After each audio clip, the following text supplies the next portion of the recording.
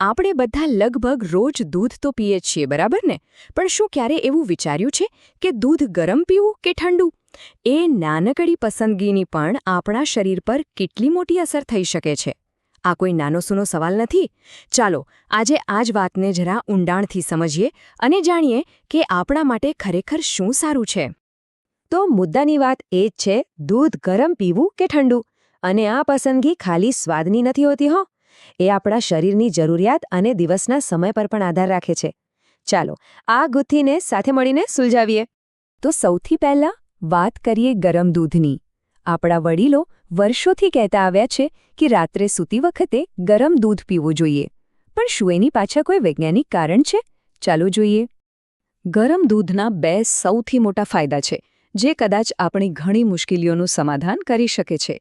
એક તો સરસ મજાની ઊંઘ અને બીજું એકદમ સરળ પાચન. જો રાત્રે પથારીમાં પડખા ઘસવા પડતા હોય અથવા જમ્યા પછી પેટ ભારે ભારે લાગતું હોય તો ગરમ દૂધ એકદમ કુદરતી ઉપાય બની શકે છે. તો આ ગરમ દૂધ એવો તે શું જાદુ કરે છે? જો એની પાછળનું વિજ્ઞાન બહુ રસપ્રદ છે.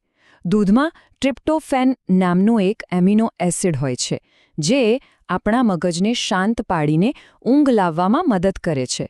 અને હા, એ પચવામાં પણ હલકું હોય છે, એટલે પેટમાં ભારેપણું નથી લાગતું.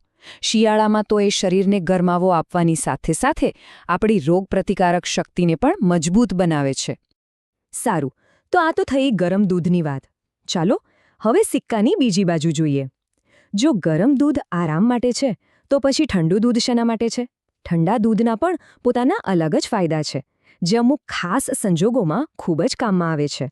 ઠંડા દૂધનો સૌથી મોટો ફાયદો છે એની તાત્કાલિક રાહત આપવાની ક્ષમતા. જો પેટમાં એસિડિટીની આગ લાગી હોય અથવા ઉનાળાની ગરમીથી પરેશાન હોઈએ તો એક ગ્લાસ ઠંડુ દૂધ સાચે જ રામબાણ ઇલાજ જેવું કામ કરે છે. તો ઠંડુ દૂધ કઈ રીતે કામ કરે છે?